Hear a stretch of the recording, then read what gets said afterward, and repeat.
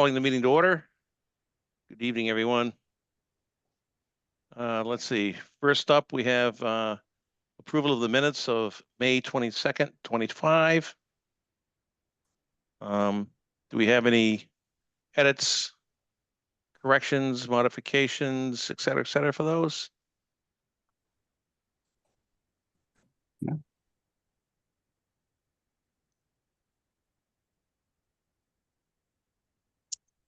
I'm taking silence as no. All right, so do we hear a motion to approve the minutes of May 22nd, 2025? So moved. Is there a second? Second? All in favor? Farrington, Yes. Upton, Yes. Barbary Glowski, Yes. Smith, Abstain, I was not there. Pasmano. Yes. Jenna, is that how you say your last name? Or is that how you go by? Glovsky, Barbary Glovsky is good. Glowski, okay. Thank you. Okay, next we have approval of minutes of May 29th, 2025. Any edits, modifications, or updates to those? Nope. Look at that, Larry, you're doing an excellent job of these minutes. Yeah. Thank you. All right, hearing no comments or edits, do I hear a motion to move the minutes to approve of 5/29/2025? Moved. Is Second. there a second? Okay, Zulik, I see Liz here now. Yes. Farrington, Yes. Upton, Yes. Barbary Glowski, Yes. Smith, Yes. Pasmano. I think I abstained from that one.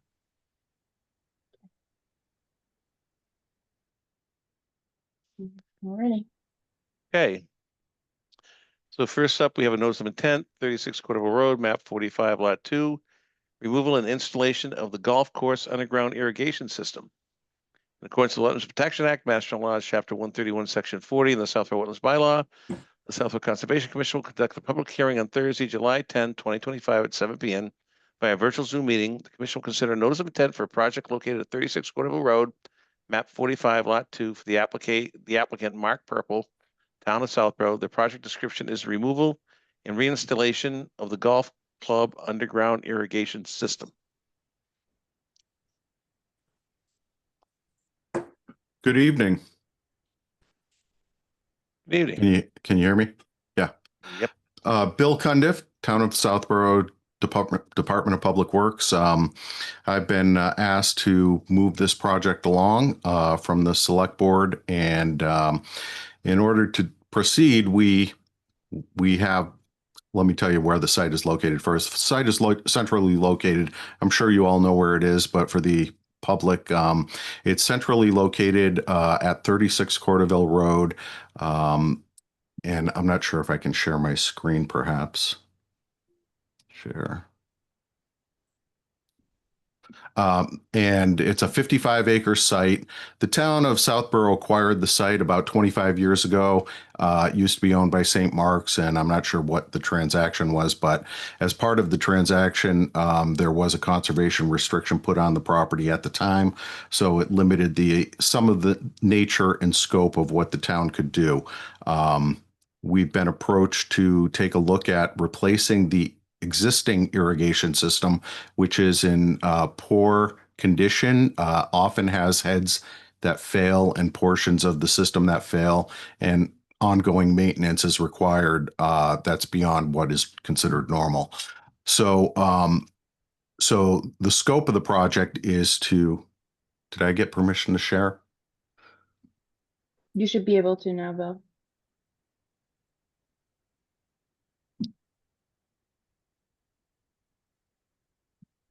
Okay, the scope of the project is to simply one-for-one replace the existing irrigation system with a new proposed irrigation system. Can you see that okay? Yeah. Yep. Okay, super. So just for orientation purposes, Cordoville Road is here at the bottom of the page. North is going to the left. Lattisquama is at the top of the page. So the golf course is situated between those. Below to the south is the reservoir, and to the north is the police fire safety complex. So what you see for the colorful lines, the red, the blue, and the green lines represent the new irrigation system proposal. Those dots indicate sprinkler head locations. The wetlands was delineated on April 8th by PAR Corp. They went out and did a delineation of there's a stream that travels coming from near Corderville Road under the police safety complex driveway, traverses across the site to the west. And surrounding that stream, obviously, there's a meandering wetland delineation line. So as I scroll through the pages, we're going to start. The first page is going to be this lower left quadrant. Then it's going to be this lower right quadrant. Then the upper left, and then the upper right finally. So here's the fire police station. That stream I mentioned comes through from the northwest of this page. There's a large wetland body here. We have an area that we have a crossing at this location. That crossing is going over an existing bridge. We have two crossings. Both of them are going over existing structures. And I'll show you some photos later to elaborate on that. There is work within the 20-foot buffer zone, and that's a waiver requirement from the Conservation Commission that we submitted. We did a brief alternatives analysis and demonstrated that, this is the most minimal impact at crossing the within the 20-foot zone. So the delineation, as you can see, this green line widens out, and this entire area here is considered wetland. So we do have no actual disturbance in the bordering vegetated wetland. All the disturbances within buffer zone. Just to go through the numbers, the total disturbance in the 100-foot buffer zone is 71,726 square feet. 2,500 square feet is permanent disturbance, where we're placing fill over those existing crossings. And that fill is going to serve two purposes. It's going to allow us to put that pipe above the existing pipe, and it's going to protect the existing culvert pipe at those crossing locations. There's 69,721 square feet of temporary disturbance, which is related to the installation, which includes trenching and irrigation line installation. With regard to the 20-foot no work zone, the local bylaw, there's 6,683 square feet of disturbance. 1,815 is permanent, and that's the fill at the crossings, and 4,868 is temporary. So this is the first sheet. I could either go through the whole thing and then we could go back, or we can ask questions as we go along. So the next sheet, there's a second crossing at this location. And again, if you drive up Corderville Road, you'll see a little wooden lookout stand. Generally, that's in the general vicinity of where this crossing is. So the irrigation line, again, the different colors just simply represent different size diameter irrigation pipe. And it's all internal to the site. Really, the buffer zone is here. The vast majority of the work is beyond the buffer zone, but it was unavoidable. In order to do a 1-for-1 replacement, we had to work within the buffer zone. Third quadrant, again, the police safety complex is over here. Lattisquama is up in this area. There's very little buffer zone work in this area. I guess there's a little around the 8th hole. And then lastly, this is the southeast quadrant of the site, and there's really no buffer zone work on this sheet other than over here. a little. Additionally, looking at it at the conservation aspects, there's no certified or potential vernal pools on the site. There's no estimated habitat. There's no areas of critical environmental concern. It is within 2 outstanding resource waters associated with Sudbury Reservoir and Reservoir number 3 in Framingham, which are public supply watersheds within the Suwasco Major Basin.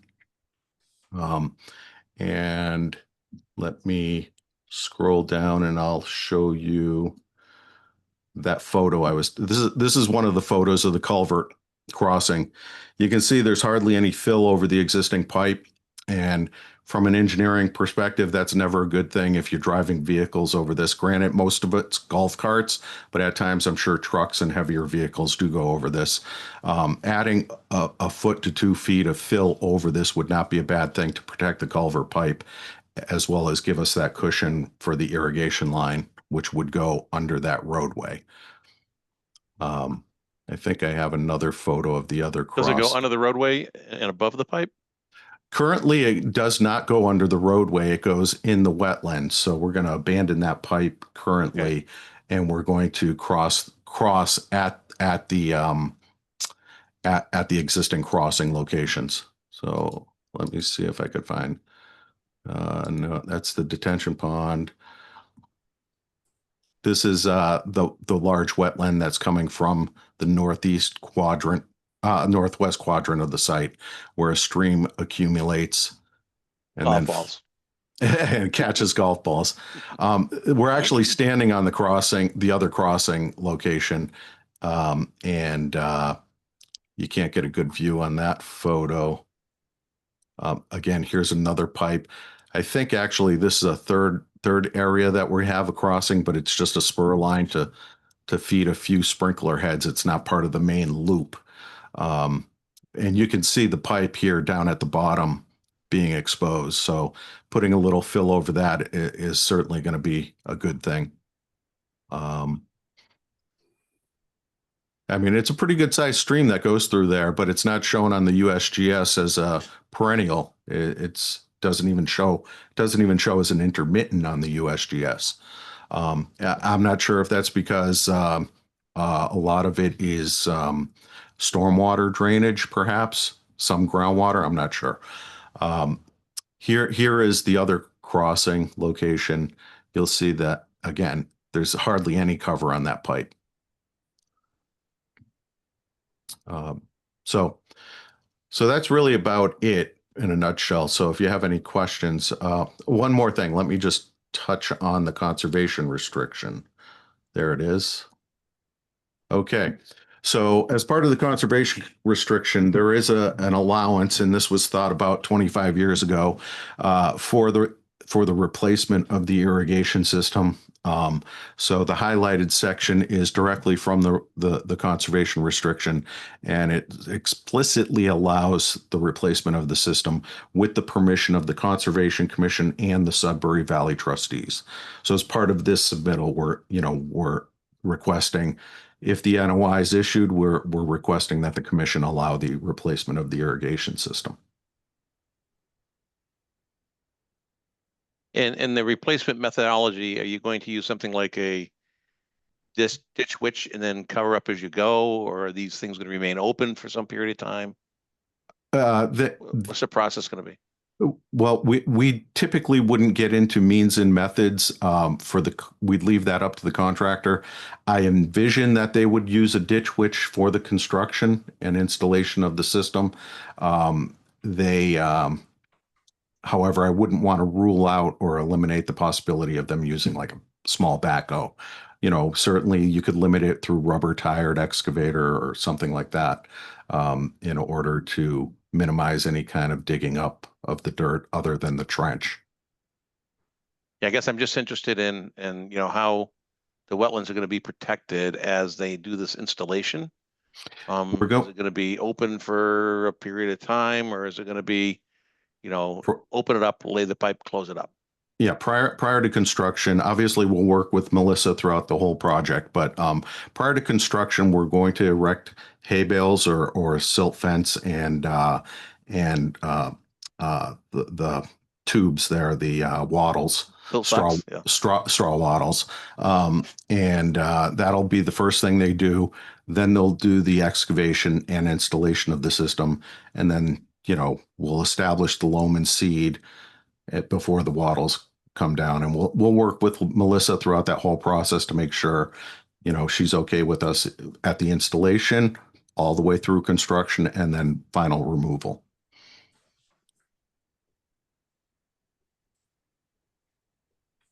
Okay. Any questions, comments from commission members? I just say that I was on the golf course CR committee when we put together the conservation restriction. And so Bill, I know this definitely predates your tenure here in town. I'm going to say it was probably 7 or 8 years ago that the purchase took place, and the CR was put on the property. Because I definitely have not been involved in town government that long, 25 years. We had extensive conversations about the irrigation system, and in fact, Dick Cruciani, who, gosh, I don't know if he's still involved in the golf course maintenance, but he had been for many years. And I understand the current irrigation system is in just terrible repair. They have breaks. It's galvanized iron pipe. And when they have breaks in the irrigation system, trying to thread the pipe to get fittings on to do a repair, they're chasing after breaking pipe to find enough meat to get some threads on there, and it's just a total disaster. And there's been a fear for the last 4 or 5 years that eventually they're going to have a break that's going to be unrepairable. There's also the chair of community preservation at the time that the golf course committee, under the leadership of Tony Schoner, came seeking funding to do the project, and the CBC wholeheartedly supported the project, and so did town meeting when we presented it. So all that being said, it's something that was anticipated at the time of the purchase of the property. We knew that the system was aging. It's as far as our decision to recommend under the CR, this is something that I believe the commission itself discussed. So I hopefully, I think we'd be on board with that recommendation. SVT is also aware of the situation, so I think they would be on board with it. So just with that background, a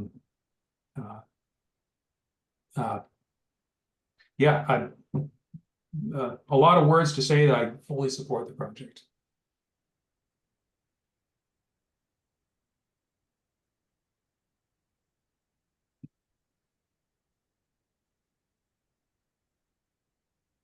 Anybody else?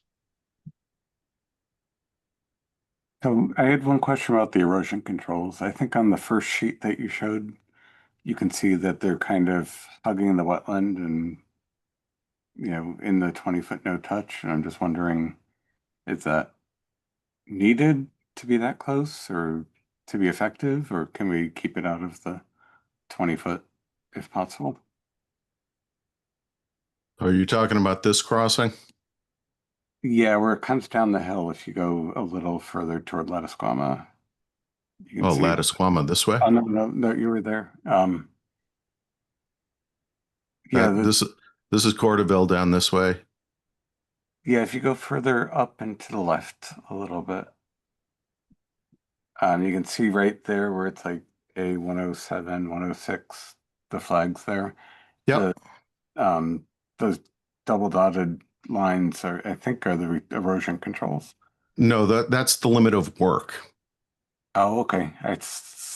So the limit, they PAR put the plan together. They use that symbol for the limit of work. I'm not sure why they show it so close to the wetland, but the limit of disturbance is this line. So, and I'm just basing that because I looked at the legend and that's what that symbol showed. Yeah. Okay, they had it labeled just a little further up as erosion and sediment control, so that's what threw me off. Yeah, that one. See, 20 foot no work. That's what it was. 20 foot no work zone. So yeah, you're right. It does show that. I have no problem pulling that line in closer to the work. If that's what you're saying, Mr. Kevin, Yeah, I think especially down in this area. Yeah. if it's wattles, I think those just lay on the ground. Well, anyway, yeah, probably. especially in these sensitive areas that if in fact, see, I see it labeled here as 20 foot no work zone, which is what I assume that was. feel like And the 20 foot is looking at that green hash line. It's Oh, just I see. really close. Yeah. I see. Yes, I have no problem pulling that out up to the limited disturbance here. Yeah, where you can. I think Yeah. that would be great. Sure.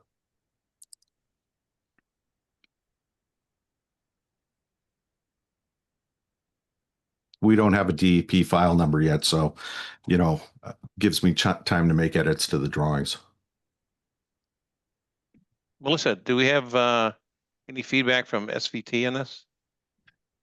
Not as of yet. The last email that I saw was Kristen O'Brien from SVT requesting a formal kind of request for this work to be approved from Mark Purple's office. And that was as of today or yesterday. So, Okay. we've definitely talked about it during our annual site visits. I know Laura had sent it to them, so they know it's there. Just the chain of command needs to happen. Since we're the co-holders, we can't be the ones to necessarily relay that to them. So it needs to come from the select board or town administrator's office. Okay, and that request has been made. It has not been made. It has Okay, not. been made. Yeah, I was planning on taking one board at a time, so I was going to get the commission's okay before I actually went to the trustees. Yeah, I think we need to have feedback from them before we're able to move this forward, even if we had a DEP number, if I'm not mistaken. I'll defer to Ben on that because he's more of an expert on the CR. Yeah, only because we are, if you recall, that there was a recommendation by our former town council that we be co-holders of the CR, but it turns out something called merger doctrine prevents that. So we're sort of an advisory holder of the CR, but the holder with the actual authority is SVT. We can give them advice; they can listen to it or not. They really are the deciders here. So the decision whether or not this complies ultimately comes from SVT, and I understand their point that the request should come to them directly from the applicant. Also, just want to make sure it's clear that the application that's in front of us isn't contingent on CR approval either. So we're just reviewing this under our wetland regs. So also to keep that in mind. So even if we were to approve this as an order of conditions, does not necessarily mean we're approving it under the CR. So even if things don't move in tandem that way, just for the sake, obviously, yes, still tonight we're continuing, but just as a reminder. And I would say just for the sake of sort of, administrative cleanliness here, we wouldn't want to, I don't think there's any real chance of this, but encumber the property with an order of conditions without having an approval from SVT in hand before. That would make sense. I mean, it would become somewhat of an administrative tangle web. Yeah. Yeah. I don't know if there's anybody from the public that would like to make any commentary on this. If so, raise your hand.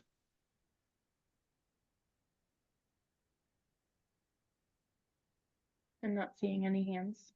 Okay. All right. So we'll be continuing this to the next hearing, which is 7:31. Is that right?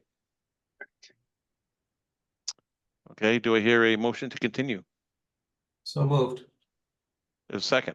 Second, All in favor? Zulik, Yes. Harrington, Yes. Upton, Yes. Barbary Glowski, Yes. Smith, Yes. Osmanno. Yes. Thank you, everyone. Thank you, Mr. Cuniff. Okay, we'll see you. Bye. All right, next up, we have notice of intent, 3 Bridge Street, map 2, lot 33. Replacement of a failed septic system in accordance with the Wetlands Protection Act, Mass General Laws, Chapter 131, Section 40 of the Southwood Wetlands Bylaw. Southwood Conservation Commission will conduct a public hearing on Thursday, July 10, 2025 at 7:10 p.m. By a virtual Zoom meeting. The commission will consider notice of intent for a project located at 3 Bridge Street, map 2, lot 33. The applicant and owner Barry Thompson. The project description is a replacement of a failed septic system. I think the representative is just loading in. Give them a second.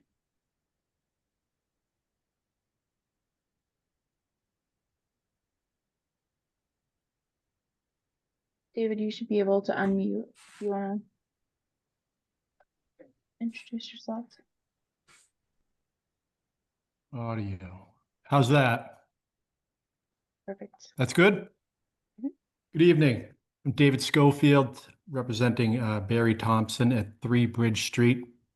This project involves the replacement of an existing failing septic system. Homeowner originally inquired, he said, oh, if we're going to do it, we might as well upgrade it. I said, yeah, that's not an option here. So as is pretty evident. So this site is on the southwest corner of Cedar Street Extension. I guess it's not actually Bridge Street and Wood Street.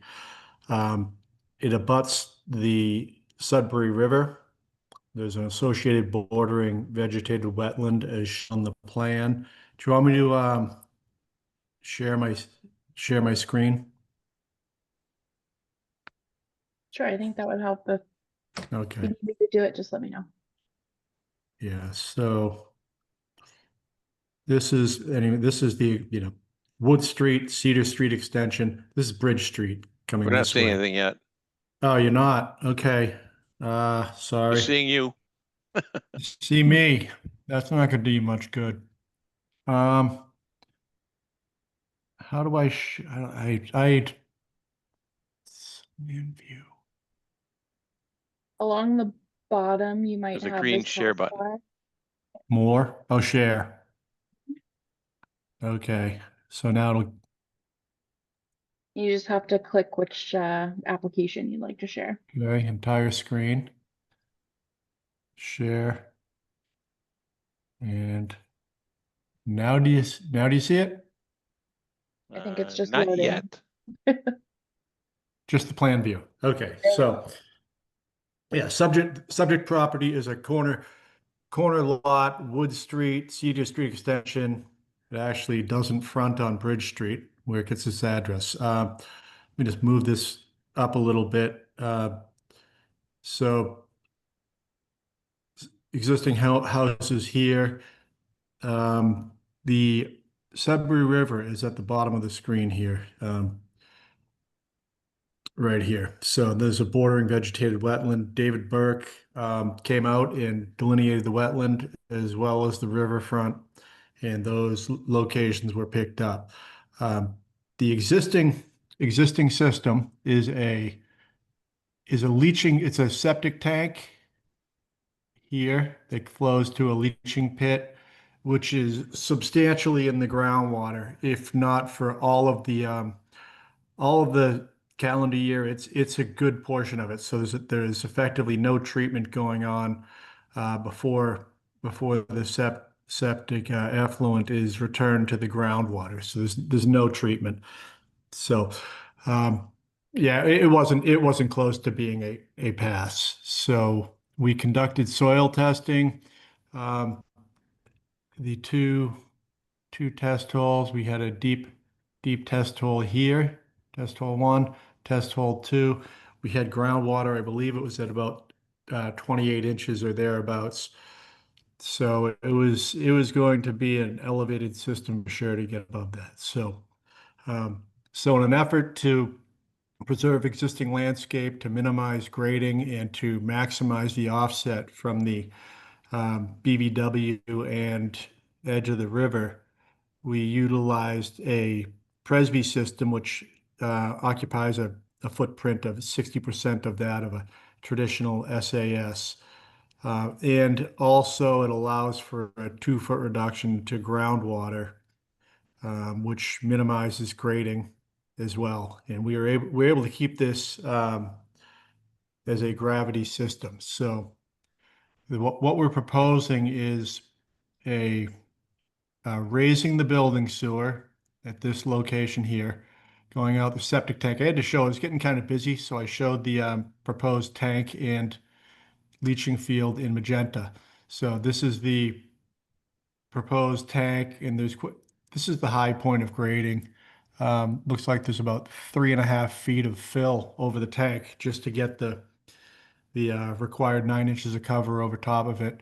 And then we flow by gravity to the distribution box, which is right in this area here, and then into the Presby system there. So we are proposing an impermeable barrier also to minimize the grading. It allows us to pull grading back 10 feet closer to the system than otherwise would be. So that's located here, 5 feet off the edge of the leaching field. And then we're proposing a erosion control, silt fence erosion control, basically from the back of the shed into the yard. We had to maintain access possibly from this side as well. So that's why I left this off the corner of the driveway a little bit. But those are kind of the high points. And does anybody have any questions or need more information?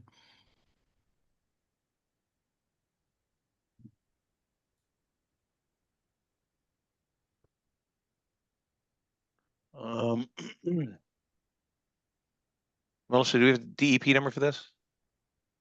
Nope, not yet. Not yet. Joe did submit his letter for review, came in this afternoon. I'm sorry, I gotta turn my volume up. I'm not hearing that well. So DEP hasn't issued a number yet? No, not yet. No, not yet. That's a bummer. Okay. Joe, do you want to go over your comments quickly? Sure. I did get out and took a look at the delineations. I thought a couple of the wetland flags I thought were a little bit low. One of the flags maybe 4 feet low, the other about 7 feet low, based on existing hydrate soil within the lawn. The mean annual high water line, which is flagged. One of those flags I couldn't verify. It appeared it was probably a pin flag that had been run over by a lawnmower, and so they were just scattered pieces on the lawn. The other one, the one to the east, was clearly up gradient of the mean annual high water line, based on indicators described in the Wetlands Protection Act for indicators of a high water line.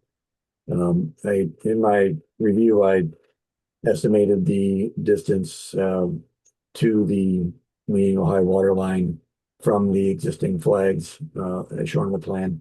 And the mean annual high water line, in my opinion, is down gradient of the existing BVW flags, approximately between 4 and 11 feet, depending on the flag, which helps somewhat as far as pulling back the 100-foot riverfront area, 200-foot riverfront area.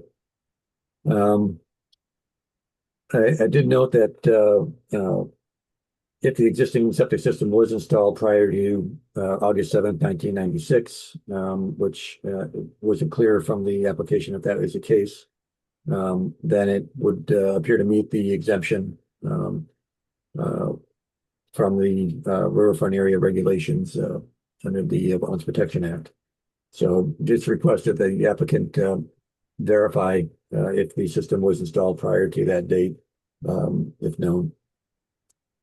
A couple of other things regarding delineation. The site is also within the 100-year flood zone. And based on the FEMA maps, that 100-year flood line roughly runs through the middle of the house. And it would appear that the proposed septic system would be partially within bordering land septic flooding. So I think the applicant needs to address compensatory flood storage possibly for the raising the elevation within the 100-year flood zone. A couple of other items, they are doing work within the riverfront area, which may or may not be exempted based on the date of the installation. So it may require an alternative analysis and a waiver request under the bylaw and under the WPA as far as the alternatives analysis. Couple of other items, a couple of items were not completed on the Form 3. And missing information that was described as having been submitted. Did not see it in the application regarding the wetland evaluation report or data sheets. The abutters list was not certified abutters list. I would request that a certified abutters list be submitted. And let's see. The no erosion control barrier is shown in the plan, although one is described in the narrative. I would recommend that that would also be added to the plan. I think that's a quick overview of some of the more impactful comments. Okay, the high points of that. So the system was definitely installed prior to 96, as it wouldn't even be allowed under code, the type of system that's in there, being basically a converted cesspool. It was, I don't know, it's probably circa 1950. I have no idea, but it's way prior to that. Yeah, so I guess compensatory storage we would have to do something where above the 50-foot offset from BVW, I'm assuming here, and just drop the grade in here. I can make a calculation of the fill within the floodplain and propose reduction of grade in that area. I guess that's about all we can do. I mean, other than taking the system and moving it onto the driveway, and that'd be pretty rough. Are the two driveways? Yeah, they've got like a garage on the one side. So this is an old, really old house, and yeah, they have two driveways. They see one that leads to a driveway and then excuse me. Just above the septic system there, this is existing driveway as well. Yeah, it's correct. They're both driveways. The driveway on this side would be here, and on this side, it's in this area there.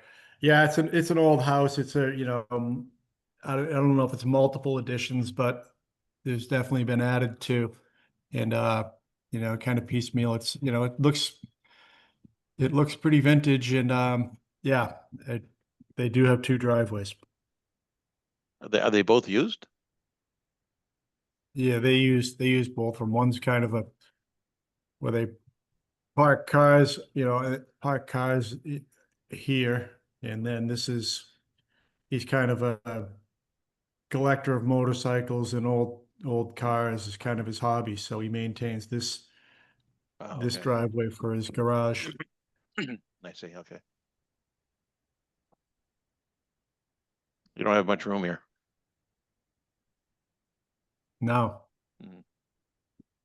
No, we took a Okay. 6 foot offset to the property line. We're providing 95 feet from what was delineated as the edge of wetland. Yeah, given the circumstance, I think it's I don't know what else I could have done, to be perfectly honest, to improve the performance. All right, we don't have a DEP number, but I do want to open up to other board members for any comments or questions.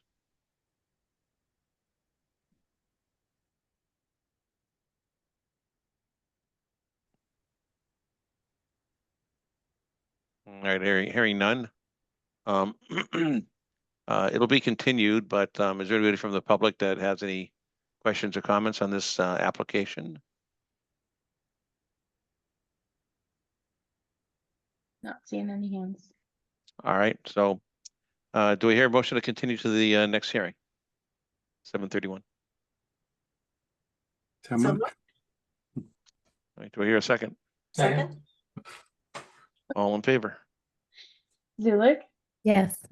Barrington, Yes. Upton, Yes. Barbary Glevsky, Yes. Smith, Yes. Osmano. Yes. All right, thank you. All right, thank you. All right, next we have a request for determination of applicability. This is ROW within MBTA commuter rail. Was this previously opened, this hearing? Yes. Okay. All right, and so in accordance with the Wetlands Protection Act, Mass General Laws, Chapter 131, Section 40, and the Southwick Conservation Commission will conduct a continued public hearing on Thursday, July 10th, 2025 at 7:20 p.m. by virtual Zoom meeting. The commission will conduct a request for determination of applicability for a project located in the right-of-way or the MBTA commuter rail for the applicant Keolis Commuter Services. The project description is the confirmation of resource area boundaries, and they've asked for a continuance. They have asked for a continuance. One reason is I think you guys asked if a Zoom site visit was possible instead of the 6-hour training to be able to go on the tracks. So they did ask if there were specific areas that you wanted to look at. But I also was looking, I think the last meeting you guys had approved the CSX RDA that was pretty much the same request. Both have been, both requests were the same for MBTA versus the CSX ones that you guys did. They're requesting wetland boundary confirmation and for the work. Both were last reviewed by Lucas at the same time. We issued both past determinations back in 2020 and before that in 2015 and 2016. So I didn't know if that aided in your guys' decision at all. I did take a look at that RDA in the plan. I had sent a couple questions to the representative back today, and unfortunately I didn't hear back from them. Just confirming what their no spray and limited spray zones, if they were sticking to the minimum requirements that are in the statute, which is the 10 feet from BVW edge or 10 feet from resource area edge, and then 10 to 100 feet is limited spray, which is once a 1-year spray. I didn't hear back but that is what that is what CSX had put in their letter. So I'm assuming that that is consistent. But I also had marked up the plan just very quickly and sent back to him with a couple sections asking, why it was some areas were no or limited spray when I thought that they kind of look like they should be no spray. I think that the MBTA one that you guys, no, I'm sorry, I keep getting confused back and forth. The CSX one that you had approved last meeting was a little bit clearer on the plans in which there were stream crossings in which the culvert took that the edge of the resource area farther from 10 feet from the track, but that's not something that MBTA labeled on these plans. I think it would be useful, you know, if we can't get a site visit type, if we get clarification to those questions that I have asked, you know, because a lot of them, I think, especially for this line, it's, you know, mostly the Sudbury River, and kind of runs parallel with it. So there's not, I hate to say not much change, I think that would happen in terms of that 10-foot area. And if it's, you know, no spray versus limited spray, because a lot of the areas of the track almost by default brings it out very close to it. But I wanted to get some clarifications on a couple areas. So I didn't know if you guys still wanted to try and do the Zoom site visit for some of these areas, and if so, which ones you guys were interested in. So, I was the acting chair for that, so I'll try to, I understand your confusion, so I'll try to answer it a little bit. The CSX was much more straightforward, and there wasn't a prohibition of any kind of inspection on it. I was honestly thinking back to the MBTA line, going back, I don't know, 7 or 8 years, when we went out and for an RDA, as I recall it. Myself, Beth Rosenblum, Carl Geyer, Russ Gregory, and Michelle Simoneau. And they were able to simply schedule at a time when there were not trains coming, and they had some safety devices they were able to use, and we were able to go out and take a look at the work. The prohibition of the commission or its agents to actually take a look at the work seemed honestly pretty problematic. If you, in looking at it, can find a way past that, Melissa, you know, I would certainly feel comfortable with it. But as it was presented to us, you know, the Wetlands Protection Act gives us or our agent the authority to go inspect a site. And if that permission is refused, then I feel like we are prevented from acting on a matter. Absolutely. Yeah, and I know, you know, a lot of communities are going through the same request that have railroads in town. So it's been a hot topic on the conservation professional listservs. So I did kind of flag some of those, and me and Laura have sent them back and forth of what some other towns have done. So I think, you know, they have asked for a continuance, so we have that little bit of extra time. I think what I will do, if you guys are comfortable in the meantime, just focusing on those areas that are especially close or appear closer or inconsistent with some of the no spray zones versus limited spray, or even a 2-year spray. So I think I pulled out about 5 that I was, you know, I asked the question, and we'll see what they come back with. And I'll share with you the answers, and, you know, see if somehow we can see it, whether it's one of us, some of us, but I'll keep following up on that, and we can go from there. Okay, yeah, so my original idea was, you know, these areas where it's fairly close to the resource area, if they could provide some photographs or video. And Kevin had the brilliant idea of, you know, why don't we just they obviously have somebody who's allowed to go on the railroad tracks, go out with your cell phone, and we can do a Zoom call, and we can and we can see it for areas, you know, where there's where we're getting really close to the resource areas.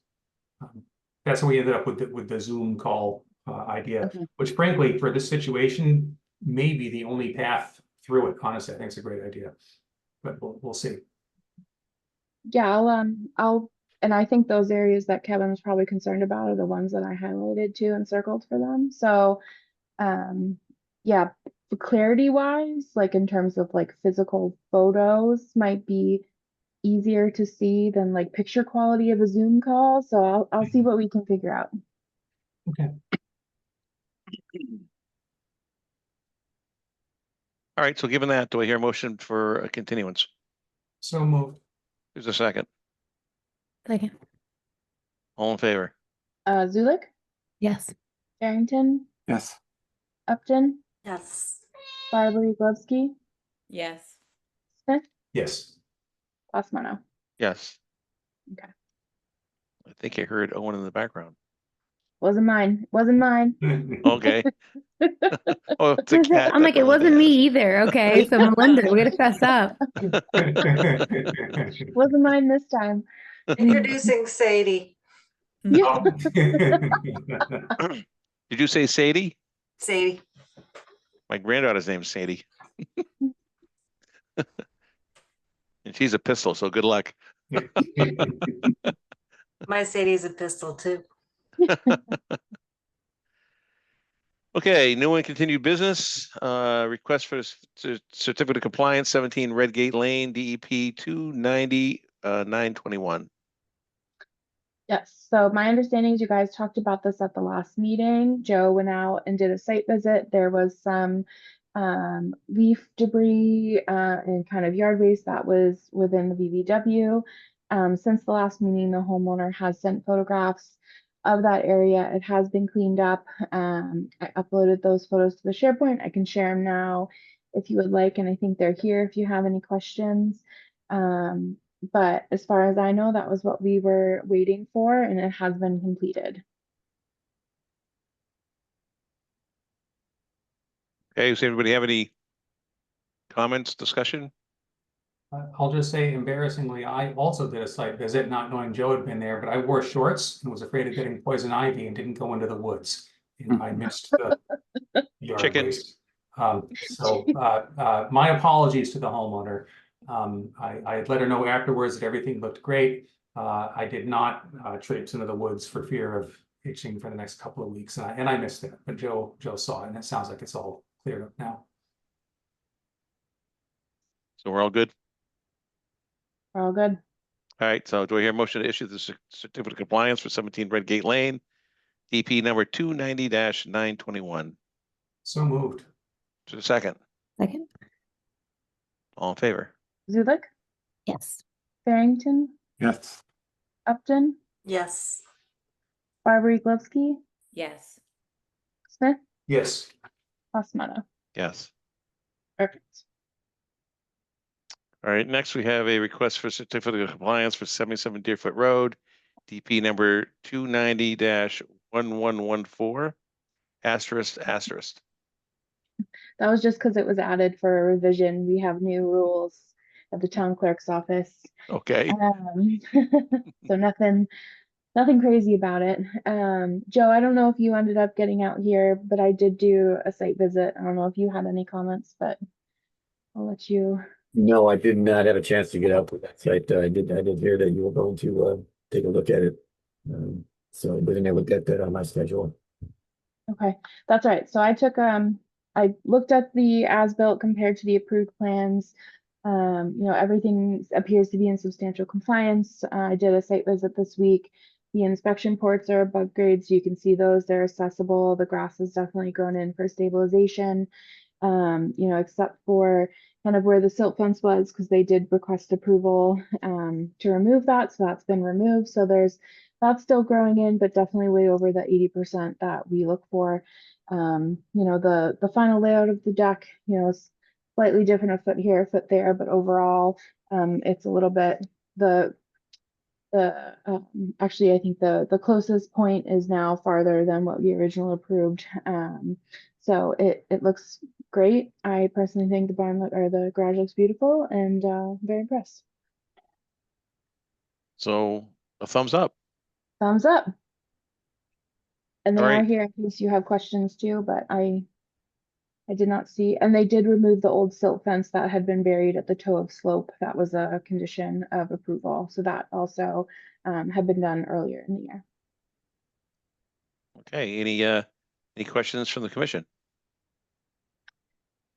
Nope. Okay, do I hear a motion to issue the certificate of compliance for 77 Deerfoot Road, DEP number 290-1114? So moved. Is there a second? Second. All in favor? Zulik, Yes. Barrington, Yes. Upton, Yes. Bar-Rezovsky, Yes. Smith, Yes. Osmanno. Yes. Perfect. All right, next we have an enforcement order for 98 Southville Road. Yes. So the new owners have done a lot of work since I have been gone. It looks very different than when I saw it last. So I know Joe did a site visit. I looked at his photos, and there were in his report, and it sounded like there was a couple of areas left. Minor piles of metal, some bench ends, etc., that need to be picked up. So I met with some of the contractors this week. And we ended up finding those bench ends. They did remove those. We found a bunch of metal signposts that I didn't even see them, honestly. They saw them as they were taking out the bench ends, and they went for it. Kind of some odds and ends pieces in the backyard, a concrete block, some pieces of old gutter, things like that. So while I was there, they did one last things, pickup of things that we saw as we were walking both in the backyard and across the tracks. And by the time I left, there was nothing that I could visibly see, that has been left over. They are working on the house, so there's obviously construction materials in the front, or things that they're actively working on, but none of the dumping that had occurred previously appears to be left. So and I know that they are also here if you have questions.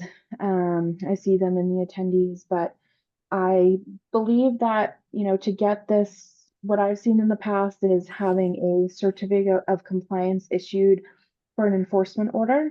So what I did is I drafted a certificate of compliance, deleting references to order of conditions or ANRAD, and replaced it with enforcement order.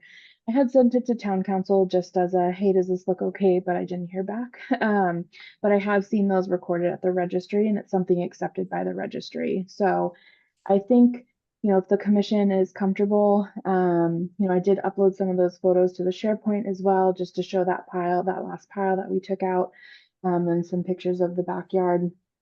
I think that at least all the debris that I saw has been removed, and there's nothing new. So I think they're ready to start with their clean slate.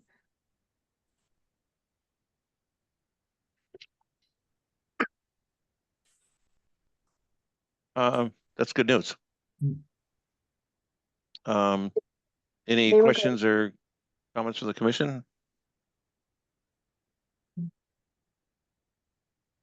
No. So I guess we're looking for a motion to lift the enforcement order. Yes, and I think one of the contractors has their hand up. If you don't mind me asking or allowing them to talk real quick before we make a vote, is that okay? Sure. Just in case. You should be able to unmute. Hey, what's up, guys? Let me get my camera real quick. Does That's not look okay. like I I think can. I just turned on your voice, so just to. Okay.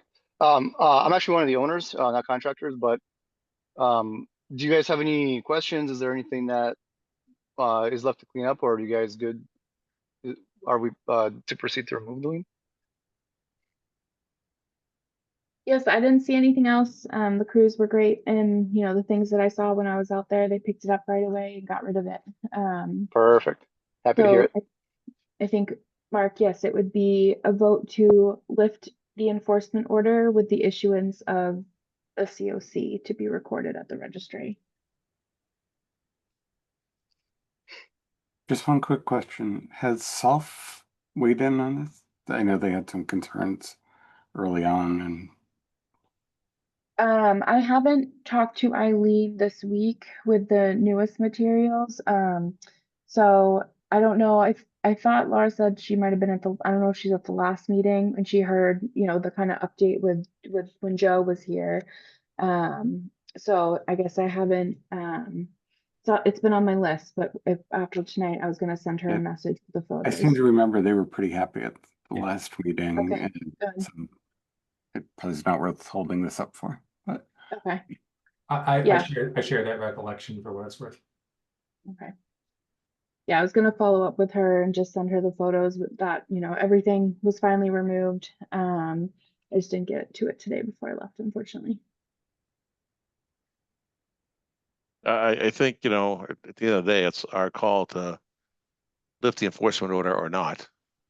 You know, so if, you know, everything looks good from our commission standpoint, then we can make that call. And it sounds like we are, so we can go ahead and lift the enforcement order for 98 Southfield Road with a majority vote. So I'd be looking for a motion to lift the enforcement order for 98 Southfield Road.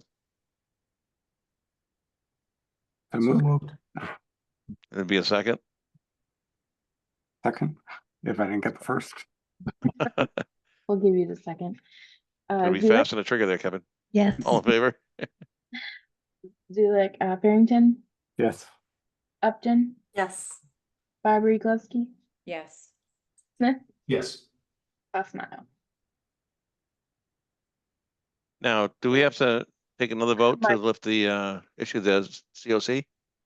No, I can do it all in one. I didn't hear your vote though. Did you vote? Did I? Yes. Did you? I did. Oh, I didn't hear you. Sorry. Yup. Okay, thank you. Thought there was just an awkward silence and we moved on. I was like, okay, got I it. don't know. I've been clearing my throat and coughing, so I've been moving my microphone around, so I might have been in the wrong spot. Sorry. All right. Next up, enforcement order 250 Turnpike Road. And just to clarify for the owners, either Laura and I will get you that COC, probably tomorrow morning. We'll email it over to that chain that's been going. Nice, thank you so much. Really appreciate it, guys. Thank you. Yep, thank you. I cut him off a little more. Sorry. So Melissa, I do have a procedural question. Yes. So for new and continued business, we have an enforcement order for 250 Turnpike Road. We also Yep. have an administrative amendment for 250 Turnpike Road. Yep. So are we taking these in the right order? I think you can take them in any order that you so Okay. desire, but I do Alright. believe, I think before you hadn't necessarily had the enforcement order under the guise of this DEP number, which I do recommend doing. So you can talk about them together separately. I know it seems kind of counterintuitive to do an enforcement order and then say, hey, yep, you can move your contractor building. But I don't think the order matters. Okay, think you're so let's lump them together. So it's an enforcement order for 250 Turnpike Road, and they have an administrative amendment, 250 Turnpike Road against 290-1109. And what they want to do is move a building location, is my understanding. Yeah, if I can, Mark. Please. Yeah, so Peter came to the last meeting, Peter Bemis, asking for the. I'm sorry. Probably not Peter Bemis. I'm Was sorry, it George? George, this is a Ferris development. Or oh, James? pardon me. Sorry. They're asking for an administrative amendment. The building is being moved back from the resource area. The total amount of impervious area is decreasing slightly, and it's being done in a way that will create absolutely no changes to the hydraulic calculations. So peak flows and recharge and so forth are entirely unaffected by it. So it sounded like, you know, like a prime candidate for an administrative approval rather than filing an amended NOI. Okay. And the enforcement order is for, The stream restoration. So I think my understanding is, and George is here, so George, if you have any other comments, please feel free to jump in. And I think Joe was looking at the plan, the stream restoration plan. I don't know if he has done a review of that yet. But as they were cleaning up some of the back, Joe, in a 40B site visit, realized that part of the stream to the rear of the property had been filled with some debris, and then the stream channel was diverted in the other direction, it sounds like. So part of this plan is to rectify that stream.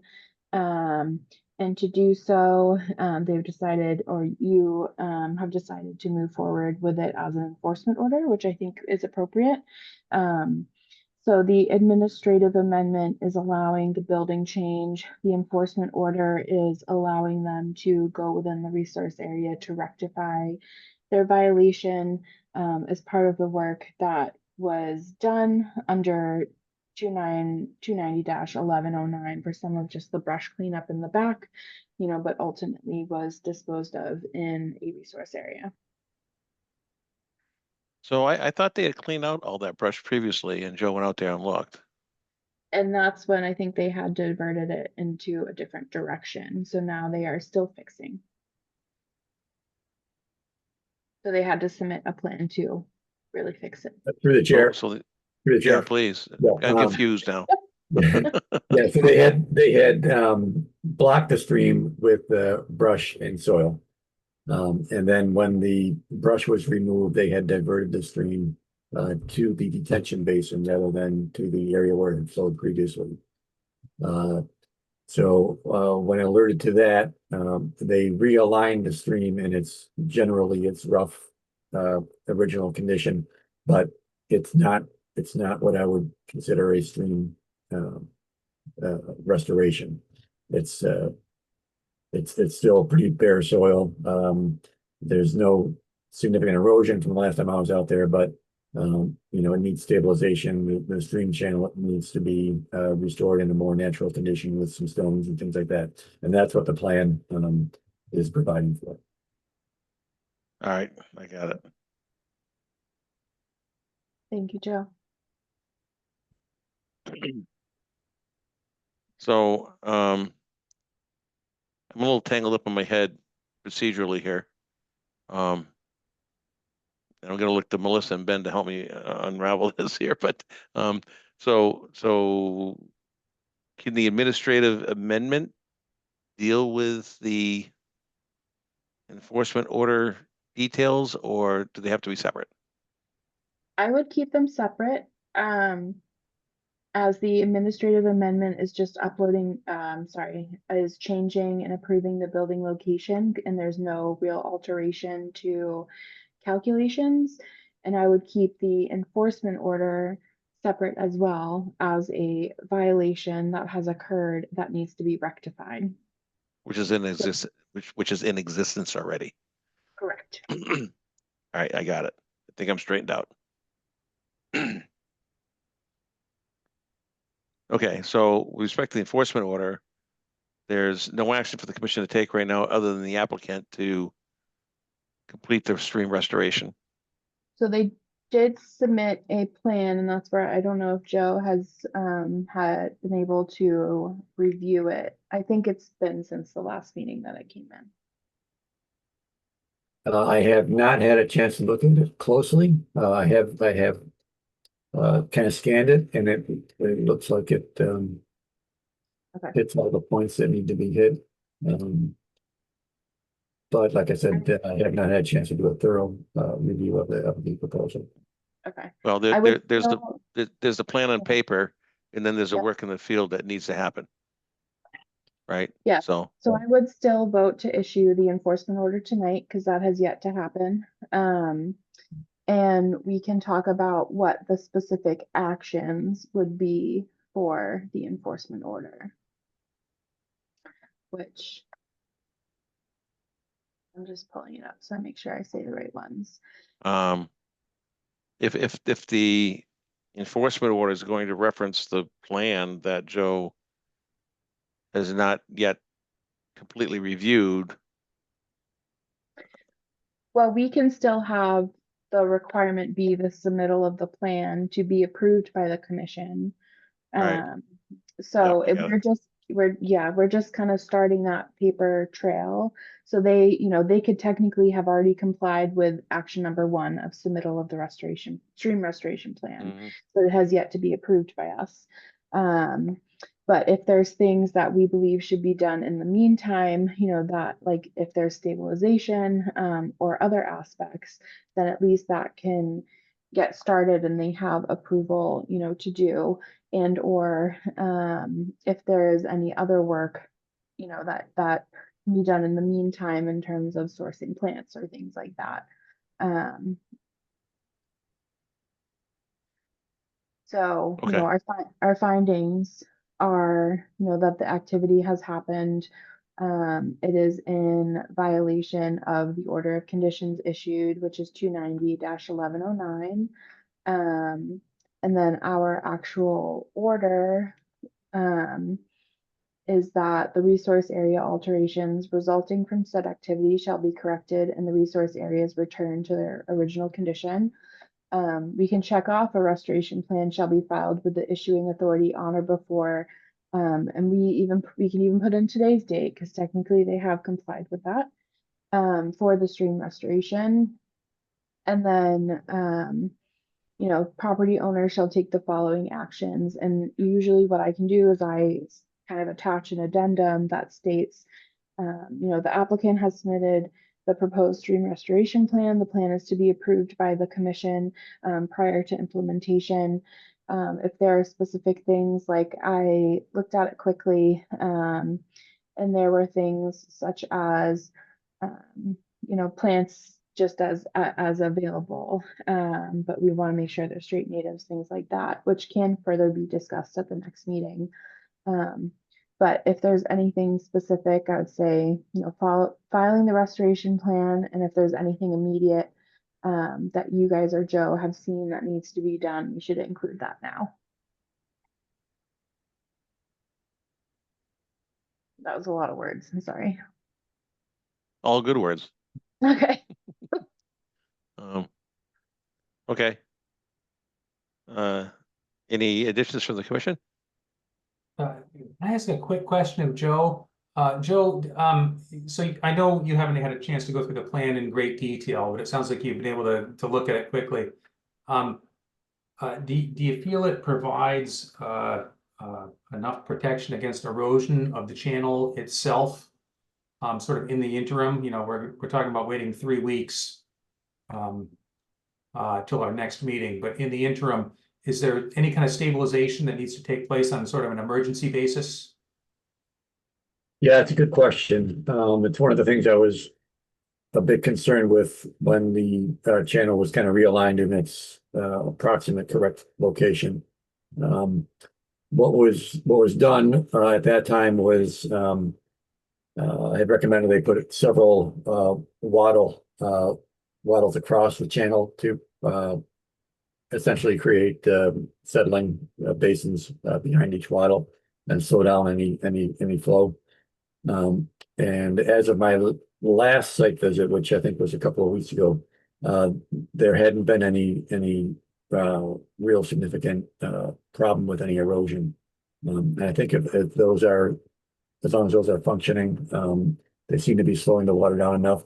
Now, and, if you have a major rainfall event, it's possible that there could be some erosion. There is a silt fence installed at the base of the realigned channel, which is also would prevent sediment from getting into the wetland. So based on observations, I think it was holding up okay. But that doesn't preclude that something, a major storm event could cause a problem. So you don't feel any, like something like jute mesh or something like that, stake jute mesh would be necessary to keep it stitched together? Yeah, not based on what I've seen a couple times I've been out there since it was realigned. Um, Thank you.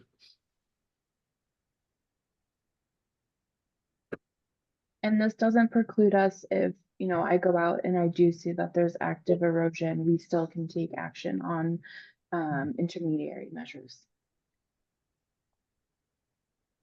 Okay. All right, so I think our action here is to issue the enforcement order as articulated by Melissa. Very well. And I'd look for a motion for that. So moved. And a second. Second. All in favor? Zulik, Yes. Barrington, Yes. Upton, Yes. Barberry-Glovsky, Yes. Smith, Yes. Osmanno. Yes.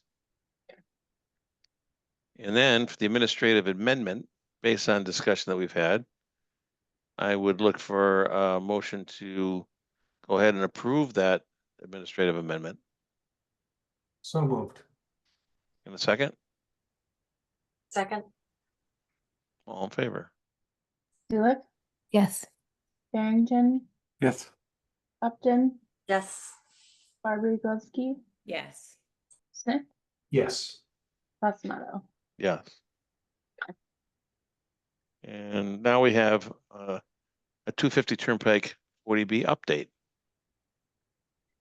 And I was just gonna, Laura was gonna give you a quick update, I think. And George, I should be able to get that all to you tomorrow, if not Monday at the latest. Okay, Excellent. Thank you, Melissa. thank you. Hi.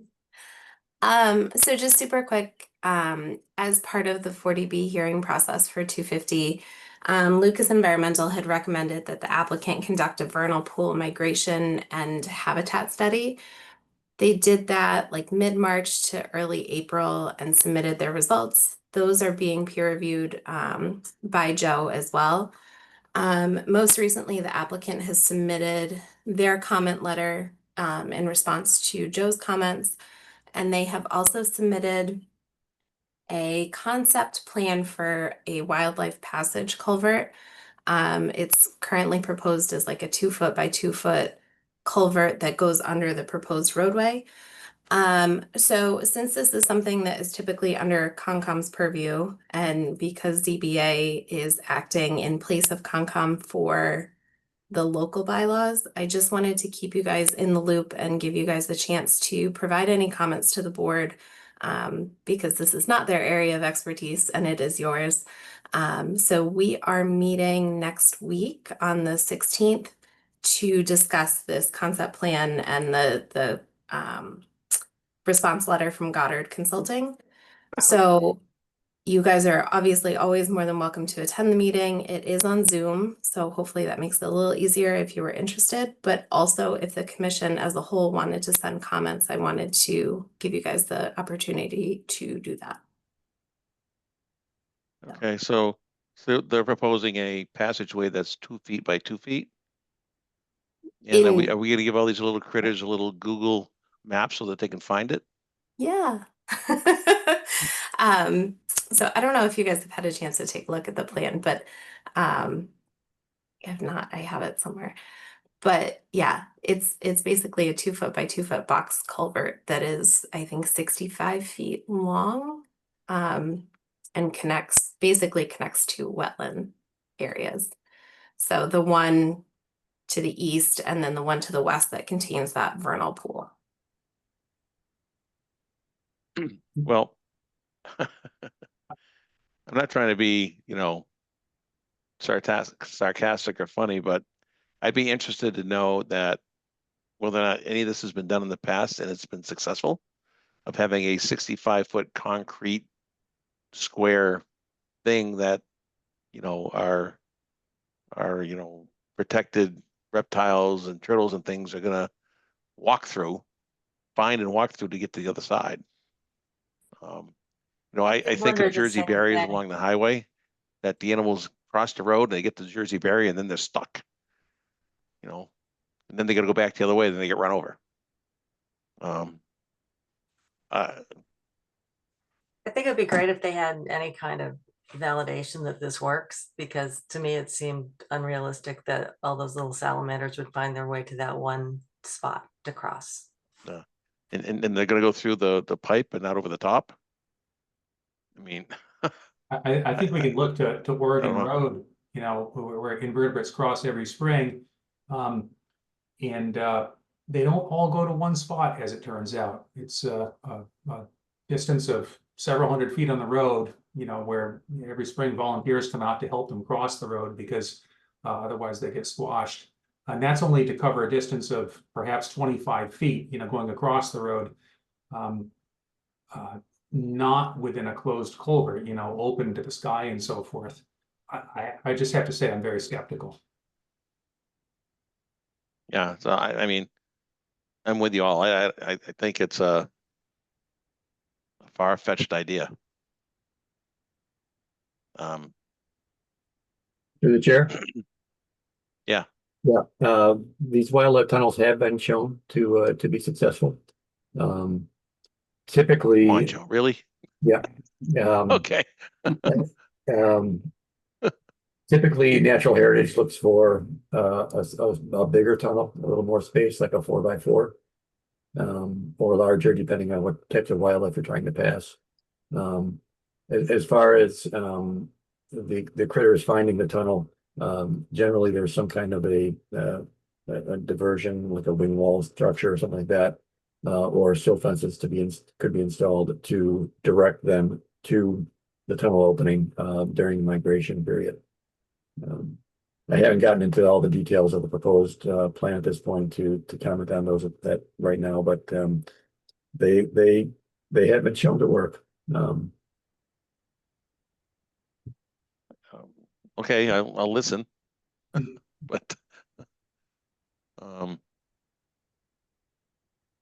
yeah, I mean, Joe, it seems like a does- long does- distance of a small pipe. That was my next question for Yeah, Joe. Does it a- work when it's that long? Right, and that's something I'm gonna have to look into, some of the lengths that have worked in the past, and if that makes sense or not, or if it's something that they would need to try and shorten. Yeah, I would say Don't know that answer off the top of my head. I'm sorry, just in looking at the plan, Joe, you bring up a good point. Some kind of a diversionary structure to guide amphibians to the mouth of this culvert. It shows a small wing wall type structure or flared end, perhaps at the wetland end of the structure, but it's very small, and it's hard to imagine that it would be somehow attractive to these species trying to cross the road. At the very least, it strikes me that it would need to be extended somewhat to prevent, you know, to put in place some kind of barrier that would guide these species to the mouth of the culvert.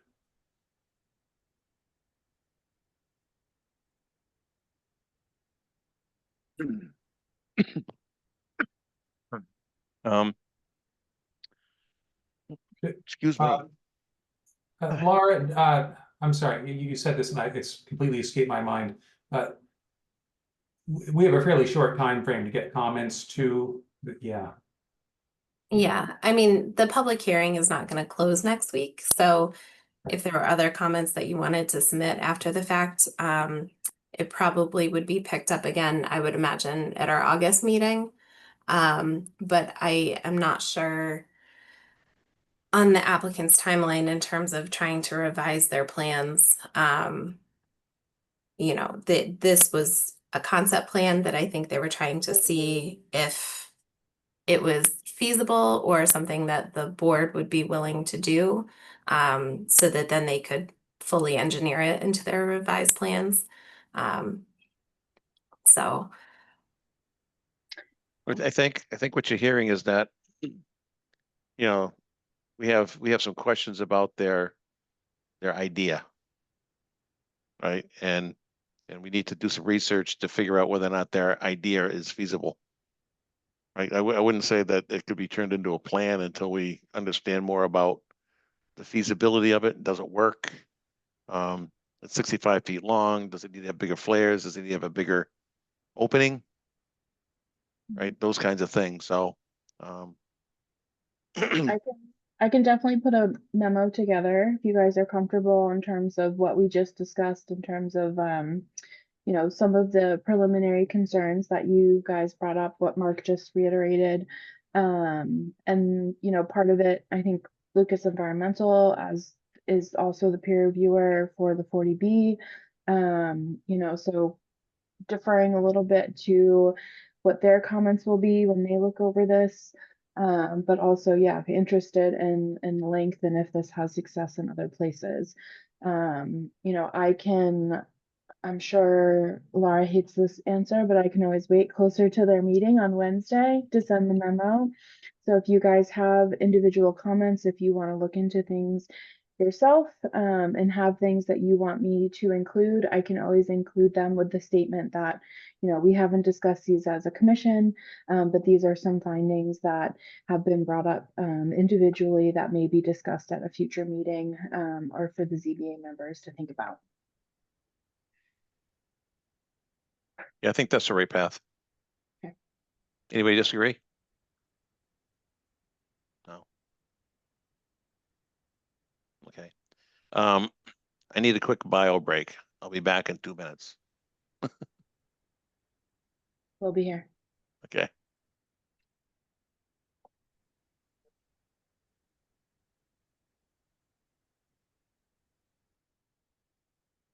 Did everyone have a nice Fourth? Yeah.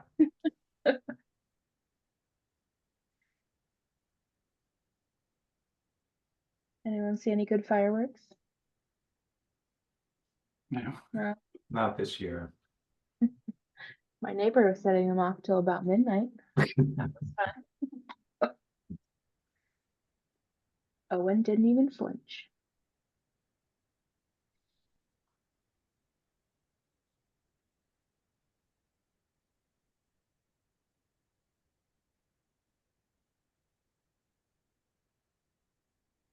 Well, I'll bring this up again later when Mark's here, but as of July 1, Laura's with us full time now. She's stuck with us. Fantastic, congratulations. You pointed it out in your comments here, but Laura has been a superstar. I'm just getting up to speed so quickly. I'm blown away. Trust me, I understand that. I am as well. I came back and I could just kind of pick up and move forward, which is huge. You know, a lot goes on in the office, so I'm sure she loves the attention. So I'd love to call her out and how great she is. You tell I'm blushing. Fine. I just want to second that. I mean, I think of some of the things that you had to jump into and manage so quickly, Laura, and you did a terrific job, and we all had confidence in your work. And we missed you, Melissa, of course, but you clearly have been working Sure. so closely with Laura for so long that she was able to step up and do a terrific job holding things together while you were out on a much deserved leave. thank you, She Laura. is something. Yes.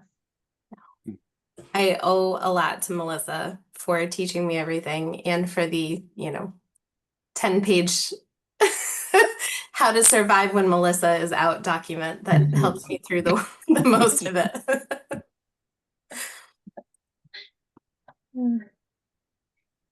Yeah. Awesome job, Laura. Awesome job. Thank you. She gets many accolades throughout town. So I'm never giving her up is basically what happens. She can never leave. Okay, next up is the MBTA Dam Mill Pond. Yes, so my understanding, and I will promote him up, is we have a resident who submitted an email with some kind of words for thinking and concerns about the future, mostly regarding that mill pond and dam at the MBTA. I think you guys had a couple questions that you wanted Joe to answer, and I forwarded off his. answers to you all in terms of, you know, jurisdiction and what they would require. And, you know, ultimately, if MBTA were to do anything to that dam, they would need to file with us, you know, so it wouldn't be something that would just happen. But I will let Mark take it away and what he had sent. And if I have that aerial view, if you want me to bring that up too, just let me know. In a few minutes. Sure. If I can, I'm gonna digress for about 5 minutes because I think I can help you out with access to the railroads.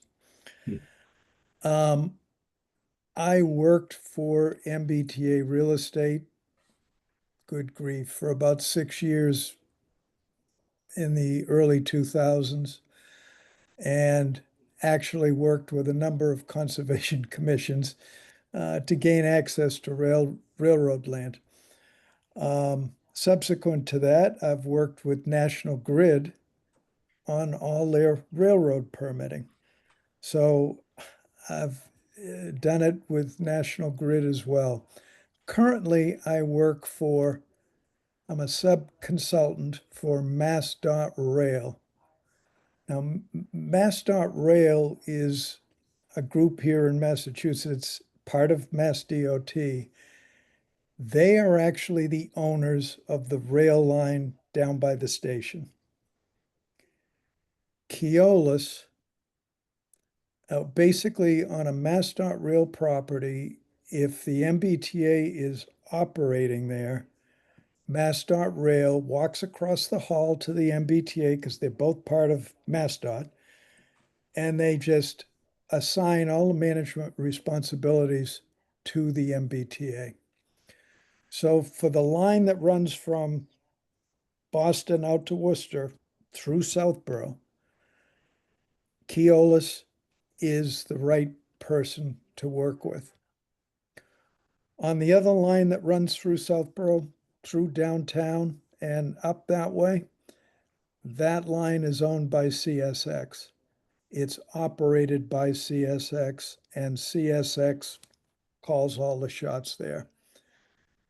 What I smiled at the comment that you guys have rights to go on people's property and do inspections. The moment you step foot as an uninvited guest on railroad property, you are violating federal law. And there's a process to be put in place to gain access to that. Here's my suggestion.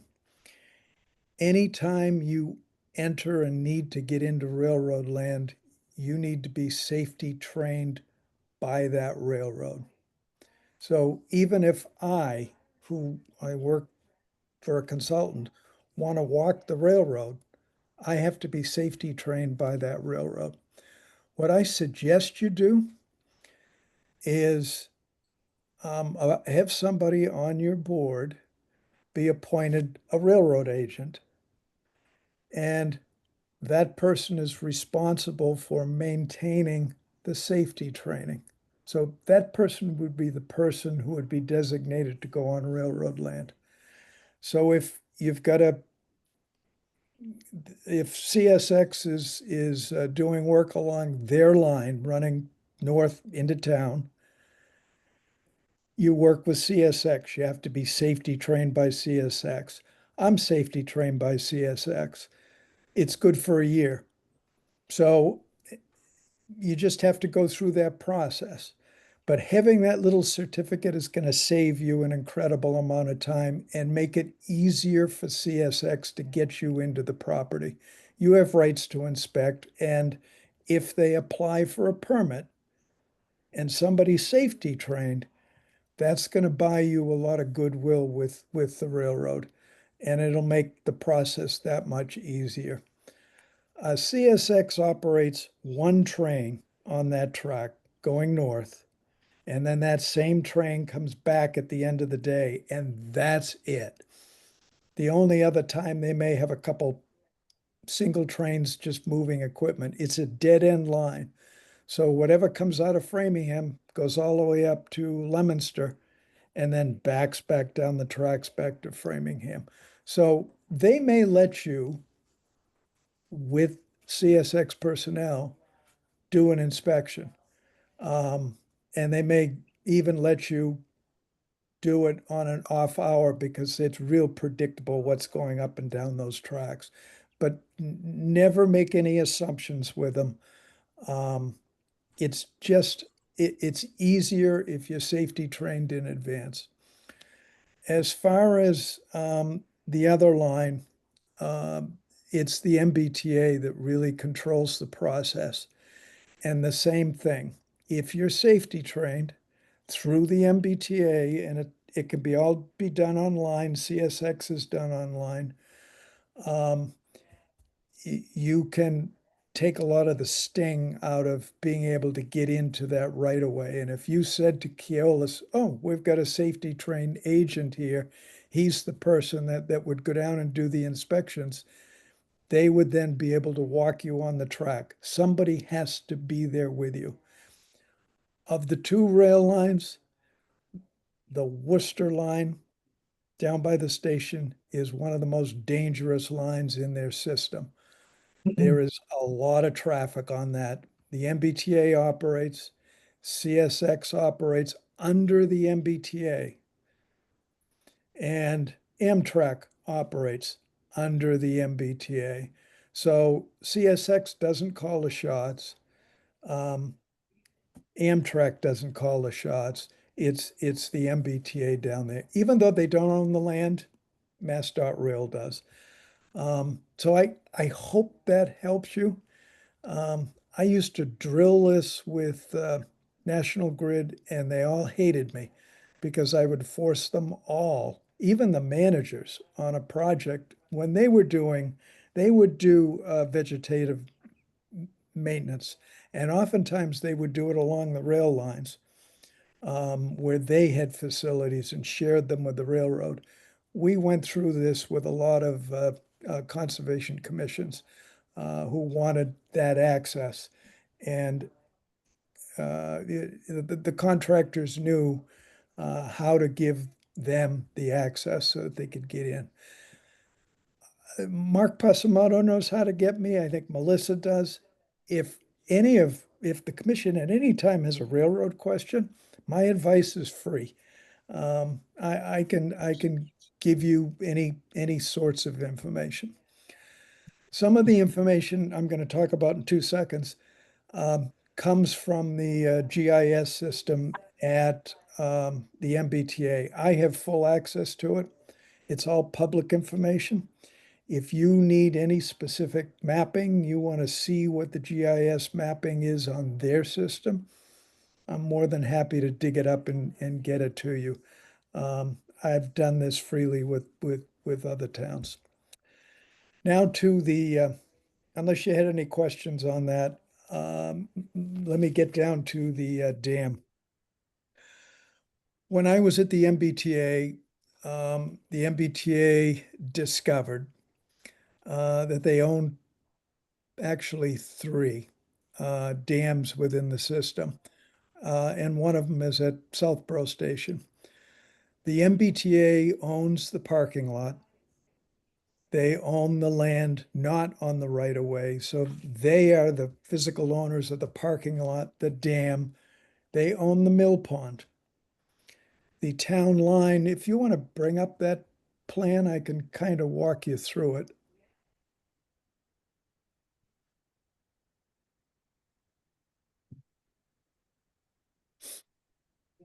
There we are.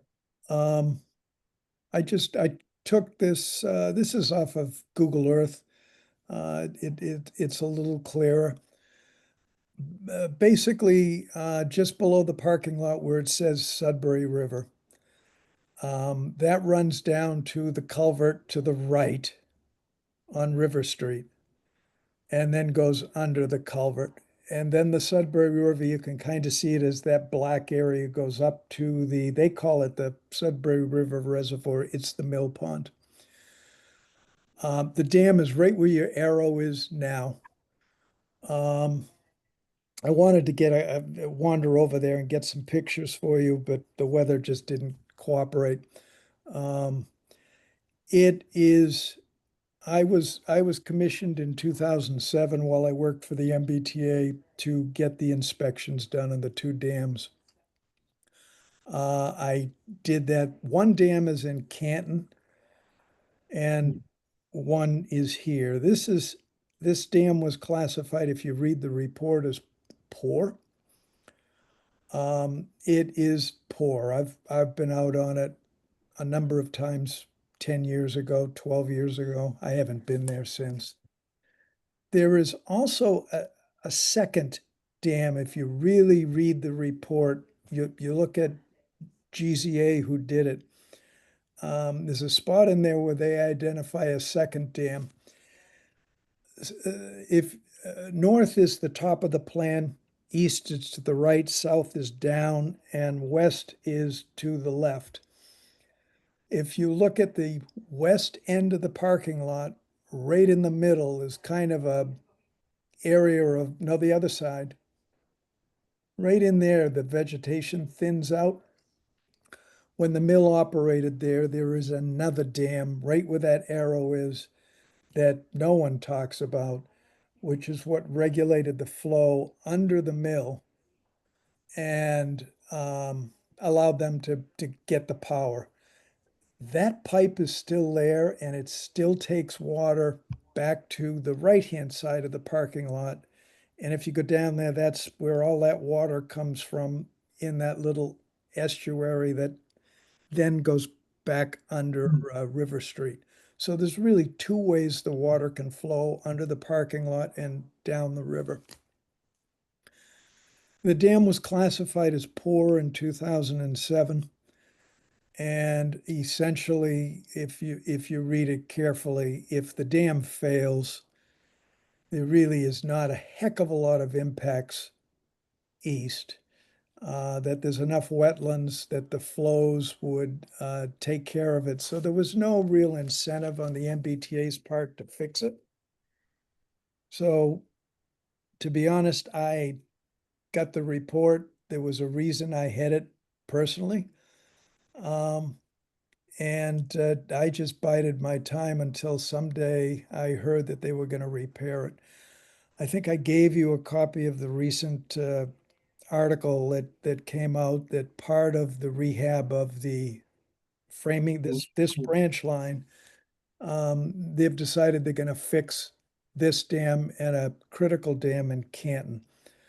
I kind of chuckled at how much money they've set aside for it. It'll all be spent in Canton. That dam is very critical to their operations down there. So the little red flag was raised on my part that I think the easiest thing for them to do is to go in the woods and they could just jackhammer the thing and it'll be gone in about 20 minutes. No one knows about the thing. I think I'm the sole person that knows anything about it. And I get concerned who it is that'll be doing the work, because this is not a railroad matter. So I think it's going to be some odd department in the MBTA, and I wouldn't put it past them to take it on themselves just to knock this dam so that they don't have to spend any money. What will happen if the dam is removed is the river will just come back to its original banks. This mill pond has been there, I'm going to say, since about 1850, when the mill was first placed on the property, and it was set, and the depth has probably been set forever. So I think all I'm doing is just giving you notification that something's going to happen down there. And I think the town just needs to recognize that if they do what I suspect and we're not watching carefully, all of a sudden the little mill pond will disappear. There is, if you read the whole packet, and I apologize for the condition of the photos in that report. All they did was download my old file and scanned it and put it in their GIS system. Deep in that is an appraisal, because I commissioned the MBTA at that point in time to appraise the value of the mill pond. And I actually, in 2007, sat down with Janice Conlon and asked if the town would be interested in buying the mill pond, because the MBTA has no interest in it, and actually owning the dam. And it was the dam that concerned her. But for a grand total of $25,000, the town could have owned the mill pond. Just so you know, there's right where the arrow is, just a little bit north, is another area where the vegetation clears out. The fire department, I arranged for the fire department to have emergency access across the MBTA land. So if they had to, if someone was out on the mill pond and fell through the ice, or there was an emergency out there, they could get their vehicles into the lot and out. So they have permission to cross over and get out to that pond. So I've given you pretty much everything that I know there. There's actually some estimates in from 2007, what it would cost to have the darn thing fixed. There's a house just on the Hopkinton side, which shows it's that house in the woods. That guy bugged me for about 10 years to put a hydroelectric. He wanted to get the power, and the MBTA just didn't want to deal with him. So finally, quietly, I said, look, do whatever you're going to do down there. If you want to harness the power, no one's going to care. So there may even be some odd equipment out there. That's the guy that lives in the house.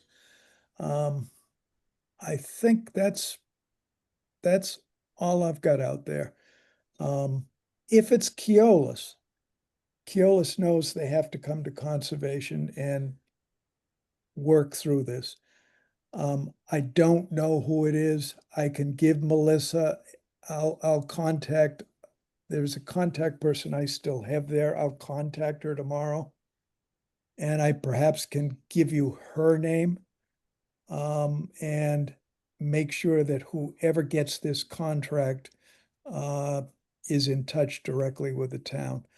The only other thing you should be aware of is the town line, I think, goes right through the middle of the reservoir. And I've read the old deeds. It's gonna be a horror show someday trying to establish what the town line is. But a portion, I'd say about half that reservoir or mill pond sits in Hopkinton, and the other half sits in Southborough. And then as to what the MBTA plans to do with the little dam that ran the power and goes under the parking lot, I have no clue. If you need to want to get in there, since I do consult for MassDOT Rail, I can get you in there. And it's just down in that southwest corner of the lot, and it's all of about 25 feet into the woods. And I don't have a problem. I'm safety trained. It's on the parking lot. It really has nothing to do with the railroad. So if any of you want to get in, I'm more than glad to walk you down there. Any questions? My conscience will be clear. I do think we did some research with respect to the jurisdiction of that mill pond and the dam with respect to conservation. And I can't read my notes because I ran out of ink on my printer. So I don't know if Melissa or Ben or Joe wants to chime in with respect to, land underwater and resource requirements and so forth.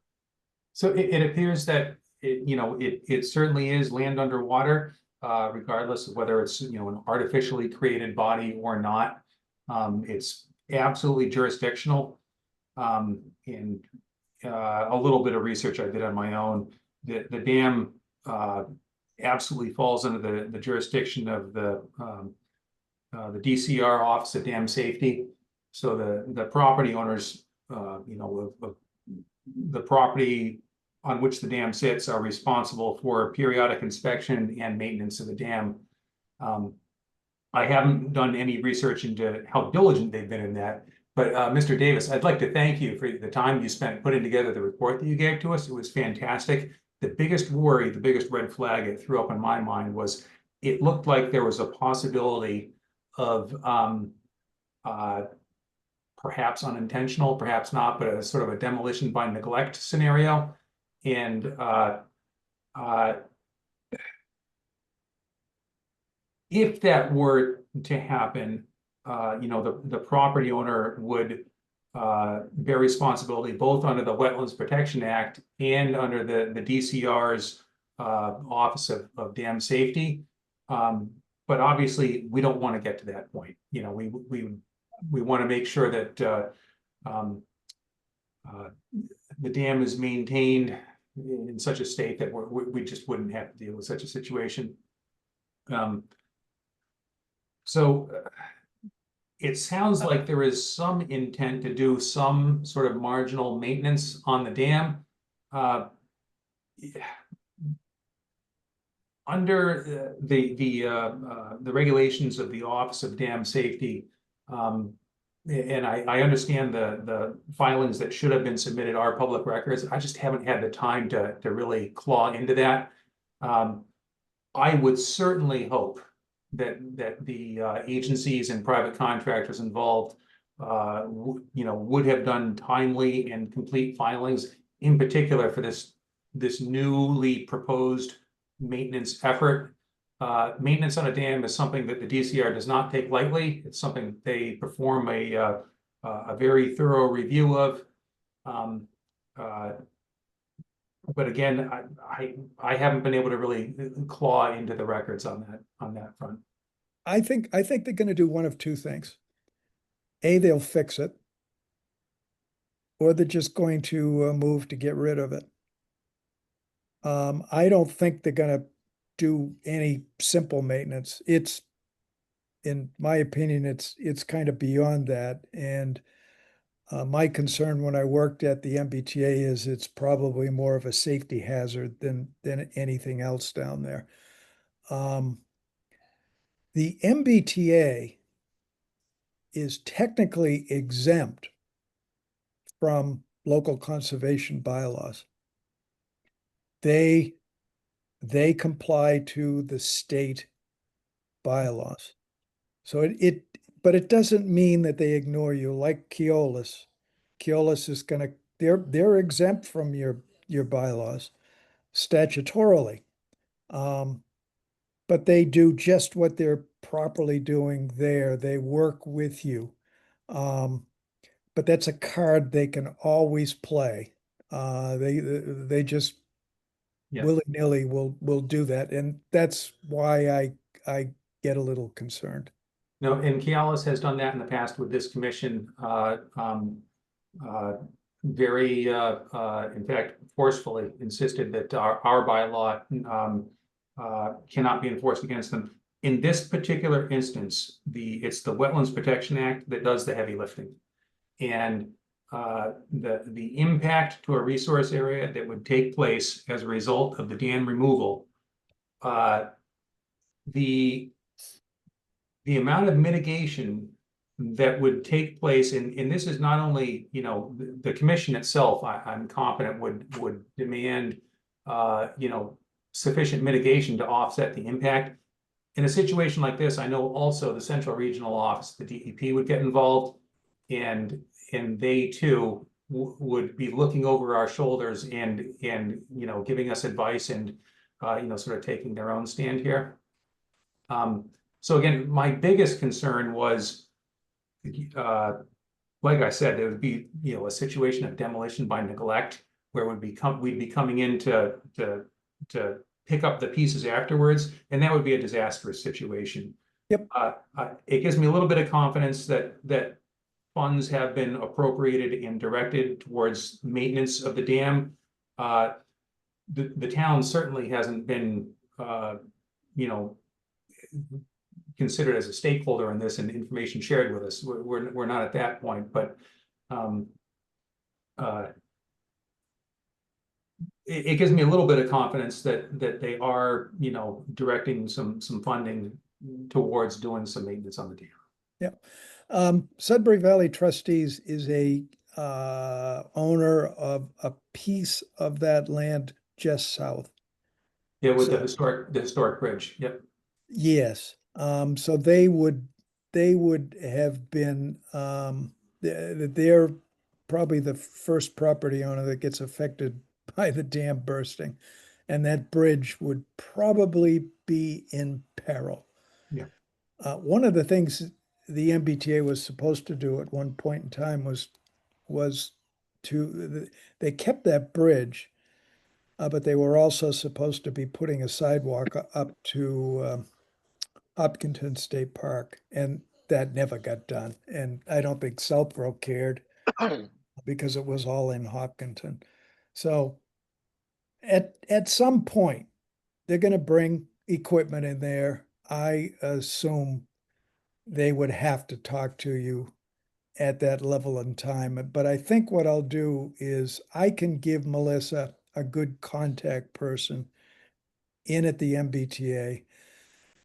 This is all wrapped into, they're adding a third rail from Brighton all the way out to Framingham. So the bulk of this money, which, by the way, they may have lost some of it to Trump recently, because some of it was tied to the rerouting of the the interchange in Brighton and Alston, where they're going to straighten out the Mass Pike. Some of this funding might have been connected to that. But this is probably the lowest piece of the totem pole in that project. It will get the least amount of attention. And if they run out of money, nothing's going to be done down there. So I think if we start squawking, or at least asked to be notified of any work and put them on notice early, we may be part of the process to make sure what they do is correct in our best interests. And I might suggest that you alert Hopkinton as well. I don't know what your relationships are on that side, because they're equally affected if suddenly this thing gets destroyed for some reason. I know they work this way because originally I was on the MBTA study committee in the early 90s, and I chaired the committee with Kathy Bartolini to get the station open. And there is a tunnel that runs under the tracks at the far end of Fitzgerald's muddy lot. There used to be a tunnel there, and we were trying to get the MBTA to keep the tunnel open.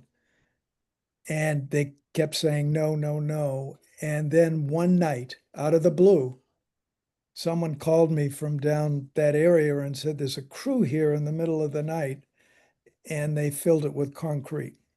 So the issue died, and we never could figure out how that happened. So they did it 30 years ago to us. They could easily do it again. Thank you. Thank you Okay. very much. Yeah, thanks. So reach out anytime, Melissa. I'll get you some contact information. And anytime you have a railroad question, I can always help to answer it. Thank you. I will. All right, All thanks. right. Thanks. Yep, have a good night. You too. Okay, Chestnut Hill Farm updates. I don't think we have any.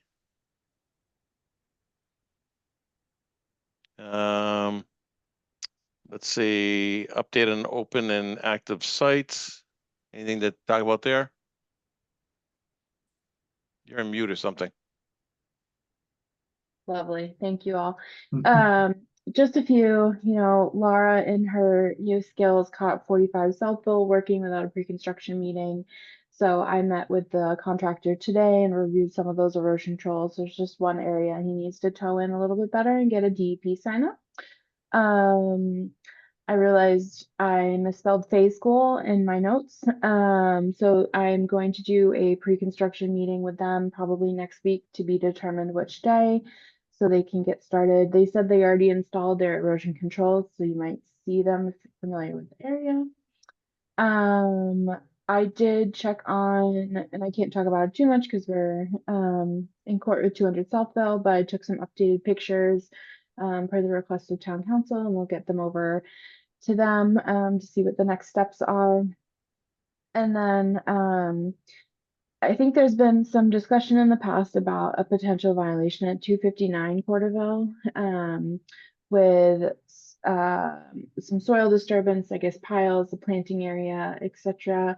So they sent Laura before I got back an email kind of with some supplemental information that I will forward to the commission kind of for you to review, and I will reach out to him next week to kind of, first kind of introduce myself because it's been, I've been on leave, and then kind of pick up the conversation. He sounds like he's done a lot of botany work at botanical gardens, so feels comfortable that he could identify some of the plants and follow the delineation manual under the WPA, and was hoping that that would be, enough, or the commission would be satisfied if he were to possibly do the delineation himself. So I'm going to talk to him a little bit more. I think as long as he could put together a formidable plan of what is going on there, at least we have something more to discuss. But he did put some maps together. It seems like he's been very diligent in going out during rainstorms, in measuring the ponding levels, and measuring the cubic feet about the isolated land subject to flooding. So I don't know if there's anything specific that you guys wanted to make sure was done in the meantime, or anything else you want me to pick up on, but that's kind of my understanding of where things are and what my plan was, for the next meeting. Just want to check in with you guys on that first, but I think that's it for my updates real quick.